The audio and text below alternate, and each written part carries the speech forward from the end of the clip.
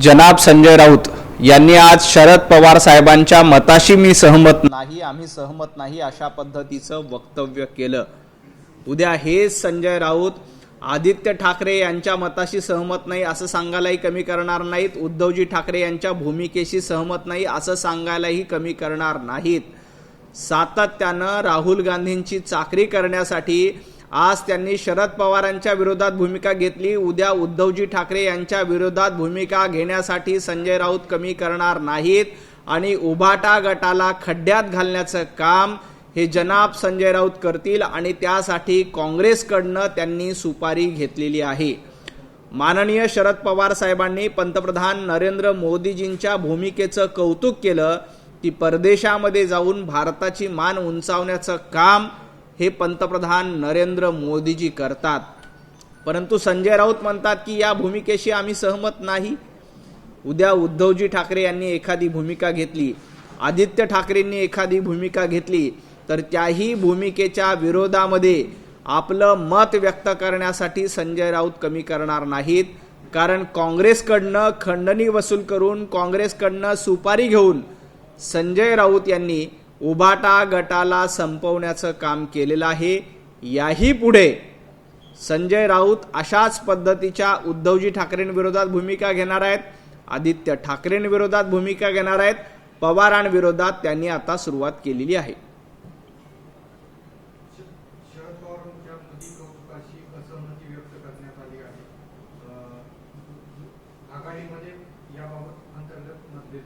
महाविकास आघाडीमध्ये कुठल्याही मतांवर एकमत होत नाही। याच्या आधी बघितलं, विधानसभेच्या निवडणुकीचे निकाल लागण्याच्या आधीच महाविकास आघाडीमध्ये उद्धवजी ठाकरे मुख्यमंत्री होणार का, विजय वडेट्टीवार मुख्यमंत्री होणार की नाना पटोले मुख्यमंत्री होणार का, सुप्रियाताई मुख्यमंत्री होणार, याच्यावरनं रस्सीखेच लागली होती।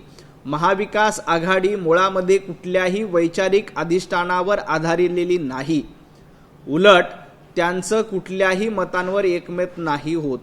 त्यामुळं आज पवार साहेबांनी मोदीजींचं कौतुक केलं, संजय राऊत त्याला विरोध करतात। उद्या आदित्य ठाकरे मोदीजींचं कौतुक करतील, संजय राऊत त्याला विरोध करतील। उद्या उद्धवजी ठाकरे एखादी भूमिका घेतील, त्याला संजय राऊत विरोध करतील।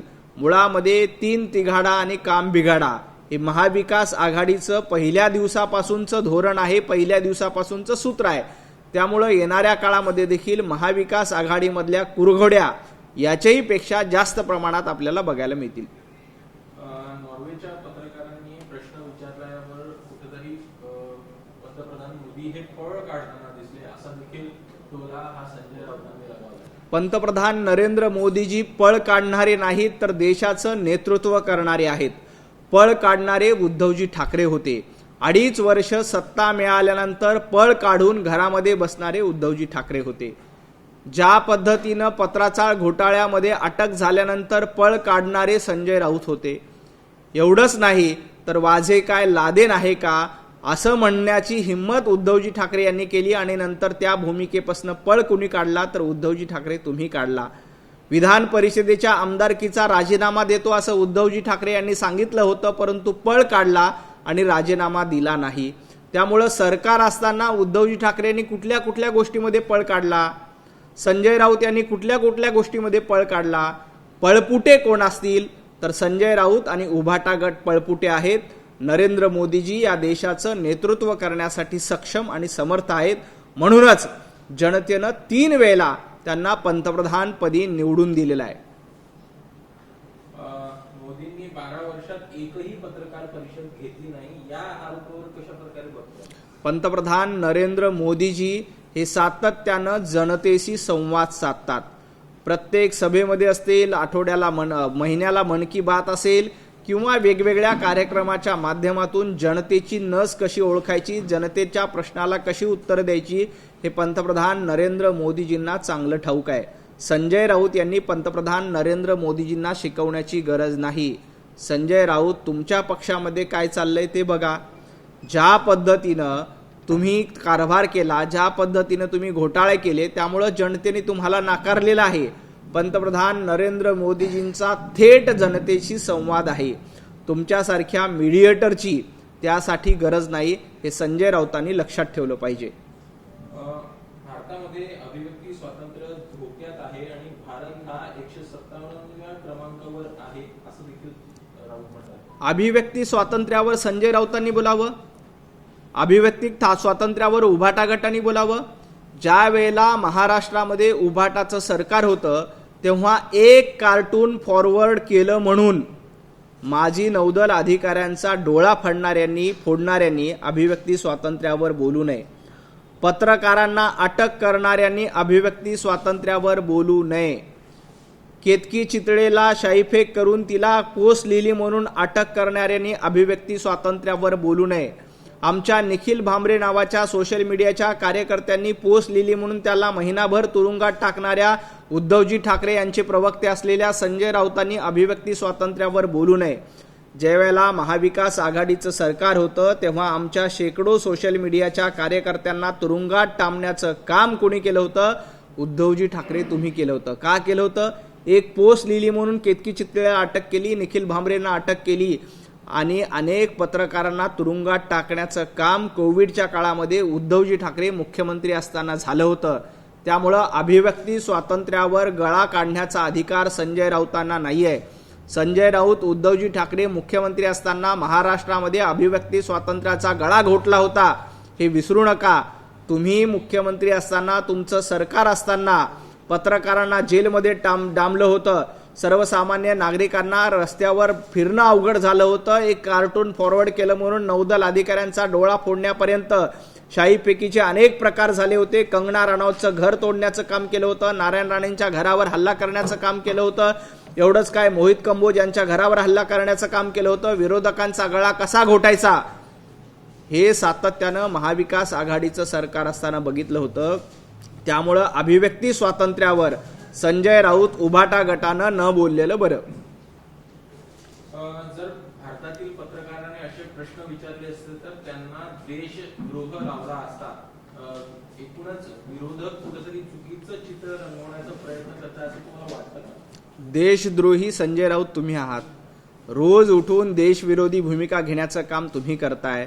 सातत्यानं पाकिस्तान धार्जिनी भूमिका घ्यायची, सातत्यानं बांगलादेश धार्जिनी भूमिका घ्यायची, सातत्यानं देशविरोधी भूमिका घेऊन आपलंच म्हणणं योग्य आहे हे सांगायचं, ही भूमिका संजय राऊत तुमची आहे.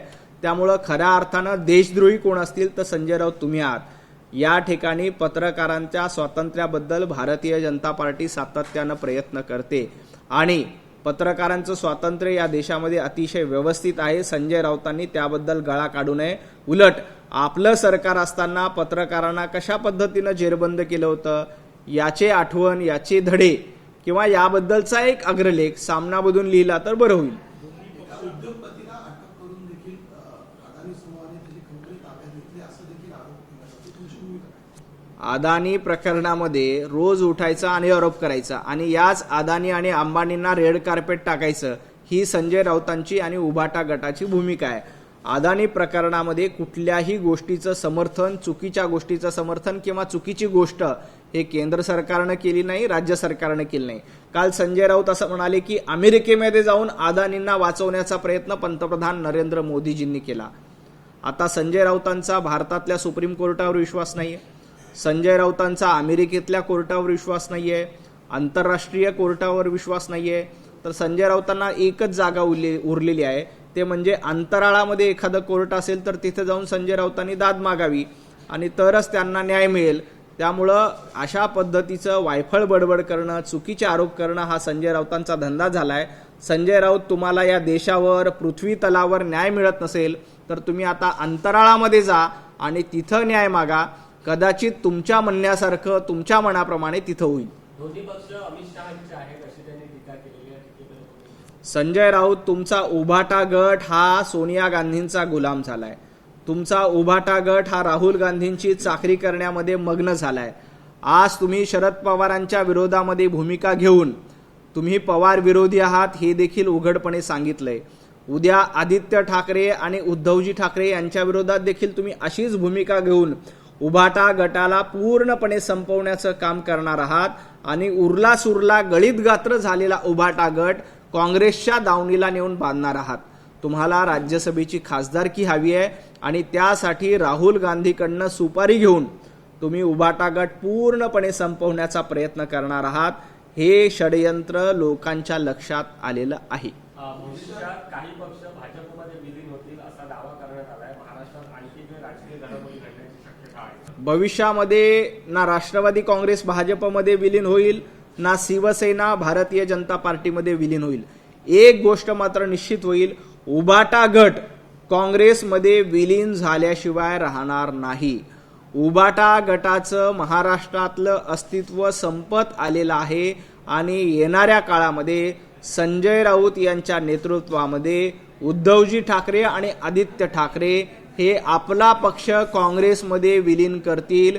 काँग्रेसमध्ये गेल्याशिवाय या तिघांनाही पर्याय राहणार नाही. त्यामुळे संजय राऊतांनी हे लक्षात घ्यावं की येणाऱ्या काळामध्ये तुम्ही, तुमचे मालक, तुमचा पक्ष हा राहुल गांधींच्या दावणीला बांधलेला जो आहे तो काँग्रेसमध्ये विलीन होईल आणि त्या बदल्यामध्ये तुम्ही काँग्रेसकडनं आमदारकी आणि खासदारकी मिळवण्याचा प्रयत्न करतायत. काल ठाकरे गटाचे खासदार असतील किंवा आमदार असतील, इतकेच नाही तर राष्ट्रपतीचे रोहित पवार देखील काल मुख्यमंत्र्यांना भेटायला गेले होते. शिंदे गटाच्या मंत्र्यांना ठाकरे गटाचे आमदार आणि खासदार भेटतायत. आज देखील शरद पवारांनी मोदींचं कौतुक केलेलं आहे. विरोधी पक्षाचा विश्वास जो सरकारवरचा वाढतोय. नाही, मुळामध्ये जनतेचा विश्वास सरकारवर आहे, जनता सरकारसोबत आहे. त्यामुळं विरोधक सरकारसोबत असले काय किंवा नसले काय त्यांनी फार फरक पडत नाही. ज्या सरकारच्या पाठीशी जनता असते त्याचं कुणीही काही बिघडू शकत नाही. पंतप्रधान नरेंद्र मोदीजींच्या पाठीशी 140 कोटी जनता आहे. महाराष्ट्राचे लाडके मुख्यमंत्री देवेंद्रजी फडणवीस साहेब यांच्या पाठीशी महाराष्ट्रातील 14 कोटी जनता आहे. त्यामुळे ज्या पद्धतीनं वेगवेगळ्या पक्षाचे खासदार, आमदार माननीय मुख्यमंत्र्यांना भेटतायत, वेगवेगळ्या लोकांना भेटतायत, मुळामध्ये एक गोष्ट आपण लक्षात घेतली पाहिजे, उद्धवजी ठाकरेंकडे ते भेटायला जाऊ शकत नाहीत कारण उद्धवजी ठाकरे भेटायला वेळच देत नाहीत. मातोश्रीमध्ये कुणाला एंट्री नाहीये. पार पक्ष संपून आला तरी उद्धवजी ठाकरे आपल्या खासदारांना भेटत नाहीत. मग बिचारे खासदार काय करतील? देवेंद्रजींना भेटतायत, एकनाथ शिंदेंना भेटतायत, पंतप्रधान नरेंद्र मोदीजींना भेटतायत. कारण उद्धवजी ठाकरेंनी मातोश्रीचे दरवाजे बंद करून टाकलेत. तिथं संजय राऊत वगळता इतर कोणालाही एंट्री मिळत नाहीत. त्यामुळे उभाटा गटाचे अनेक खासदार देवाभाऊंना भेटत असतात, पंतप्रधानांना भेटत असतात. त्याच्यामध्ये काही गैर नाही. येणाऱ्या काळामध्ये उद्धवजी ठाकरे असेच दरवाजे बंद करून राहिले तर त्यांच्या पक्षासाठी महाराष्ट्रातील जनता देखील दरवाजे बंद करणार आहे. कोकणवासियांसाठी देवाभाऊ सरकारने एक मोठं गिफ्ट दिलंय. बारसूतील बहुप्रतीक्षित ऊर्जा प्रकल्प आहे, त्याच्यासाठी जवळपास 1.5 लाख कोटींचा सामंजस्य करार झालाय. तर दुसरा म्हणजे रत्नागिरीतील पूर्णगड येथे अणुऊर्जा एक प्रकल्प उभारण्यासाठी करार झाला. महाराष्ट्राला पुढे घेऊन जाणं हे देवाभाऊंचं काम आहे आणि त्याच धोरणातनं आपण बघा, वर्षानुवर्ष कोकणातल्या अणुऊर्जा प्रकल्पांना यांनी विरोध केला होता. उद्धवजी ठाकरे मुख्यमंत्री असताना अनेक प्रकल्प बासनामध्ये गुंडाळले होते. मुंबईचा मेट्रो प्रकल्प असेल, रिफायनरी प्रकल्प असेल, अणुऊर्जा प्रकल्प असेल, हे प्रकल्प बासनामध्ये टाकून केराची टोपली दाखवण्याचं काम पाप कुणी केलं होतं तर उद्धवजी ठाकरे यांनी केलं. देवेंद्रजी फडणवीस मुख्यमंत्री झाल्यानंतर जवळपास सर्वाधिक FDI गुंतवणूक या देशामध्ये झाली. गडचिरोलीसारख्या नक्षलग्रस्त भागाचा कायापालट झाला. आता रत्नागिरी, सिंधुदुर्गमध्ये रिफायनरी प्रकल्प येणार आहे, अणुऊर्जा प्रकल्प येणार आहेत, चांगले रस्ते होत आहेत, वेगवेगळे उद्योजक तिथं गुंतवणूक करण्यासाठी इच्छुक आहेत. अशा सगळ्याच्या पार्श्वभूमीवर कोकणाचा सर्वांगीण विकास झाला पाहिजे, हे भारतीय जनता पार्टीचं धोरण आहे आणि हे भारतीय जनता पार्टीचं ध्येय आहे. तुमच्यासारखं घरामध्ये बसून आम्ही काम करत नाही. तुमच्यासारखं प्रकल्प बंद करून आम्ही जनतेची फसवणूक करत नाही. तुमच्यासारखं प्रत्येक प्रकल्पाला आडकाठी घालायची, विरोध करायची, शेतकऱ्यांची फसवणूक करायची हा भारतीय जनता पार्टीचा किंवा देवबाभाऊंचा धंदा नाहीये. आम्ही सातत्यानं जनतेच्या हिताचे आणि विकासाचे प्रश्न मार्गी लावतो. मग मुंबईचा मेट्रो प्रकल्प असेल, अणुऊर्जा प्रकल्प असेल, रिफायनरी प्रकल्प असेल किंवा गडचिरोलीमध्ये पोलाद निर्मितीसाठीचा कारखाना असेल, या सर्वांगीण विकासासाठी देवाभाऊ कटिबद्ध आहेत आणि त्याच दृष्टीनं पावलं टाकली जात आहेत. महामंडळाचं वाटप जे आहे ते त्या महिन्याभरात केलं जाईल, कारण सरकारला जवळपास 1.5 वर्ष होऊन गेलेली आहे आणि महामंडळाची प्रतीक्षा लागली. लवकरच जे वाटप होते असं म्हणतात. निश्चितपणे मुख्यमंत्री देवेंद्रजी फडणवीस याबद्दल अतिशय सकारात्मक आहेत. येणाऱ्या काही दिवसामध्ये महामंडळाचं वाटप झालेलं आपल्याला बघायला मिळेल. हा सर्वाधिकार मुख्यमंत्री देवेंद्रजी फडणवीस साहेबांचा असतो, परंतु आपल्याला याबद्दल नक्कीच आनंदाची बातमी मिळेल की अनेक कार्यकर्ते हे महामंडळावर जाण्यासाठी इच्छुक आहेत. या संदर्भामध्ये बैठका होत आहेत, परंतु तातडीने हे सर्व प्रश्न मार्गी लागतील आणि हे महामंडळ सक्रिय करून वेगवेगळ्या घटकांसाठी काम करणं हे भारतीय जनता पार्टीचं आणि महायुतीचं धोरण आहे. आपण बघा की मागील अनेक वर्षांपासून ज्या पद्धतीनं वेगवेगळ्या घटकांना सरकारपासून वंचित ठेवण्याचं पाप महाविकास आघाडीने केलं होतं, ते पाप दूर सारून या महामंडळाच्या माध्यमातून सर्वसामान्य नागरिकांचे प्रश्न सोडवण्याचं काम महायुतीचं सरकार निश्चितपणे करेल. जयंत पाटलांनी एक केली की जळगावमध्ये पेट्रोल नाही म्हणून काही अज्ञातांनी पंपावर काम करणाऱ्या एका कर्मचाऱ्याच्या पोटात चाकू बसलाय. दुसरीकडे बुलढाण्यामध्ये पेट्रोल मिळण्याच्या आशेवर लोक भारतच लाईनमध्ये उभे होते. तिसरं अकोल्याच्या वाशिम नाका येथे पेट्रोल डिझेल मिळावा म्हणून हाणामारी झाली. तर नागपूरमधलं चौथं महत्वाचं प्रकरण की मुलीचा शोध घेण्यासाठी पोलिसांकडे डिझेल नव्हतं. त्यांनी टीका अशी केली की चाललंय तरी काय राज्यामध्ये डबल इंजिन सरकारच्या इंजिन मधलं तेल पण संपलं आहे का? डबल इंजिन आणि ट्रिपल इंजिन सरकार महाराष्ट्रामध्ये आहे. ना तेल संपलंय ना डिझेल संपलंय. काही लोक जाणीवपूर्वक साठेबाजी करत आहेत आणि या साठेबाजीवर कारवाई करण्याचं काम सुरू आहे. या देशामध्ये कुठेही पेट्रोल आणि डिझेलची टंचाई नाही. काही लोक कृत्रिम टंचाई निर्माण करण्याचा प्रयत्न करतात, साठेबाजी निर्माण करण्याचा प्रयत्न करतात. अशा लोकांना शोधून त्यांच्यावर कारवाई केली जाईल. कुणाचीही गय केली जाणार नाही. जयंत पाटलांना एवढंच सांगायचं आहे की भारतीय जनता पार्टीचं नेतृत्व अतिशय सक्षम आहे. तुमच्या पक्षामध्ये ट्रिपल इंजिन फेल झालेले इंजिन आहेत, त्याच्याकडे बघा. आपल्या पक्षातले सगळे इंजिन फेल झालेले आहेत. आपलं सांगलीतलं इंजिन देखील फेल झालेलं आहे. तुम्ही वगळता सांगलीमध्ये तुम्हाला एकही आमदार निवडून आणता आला नाही.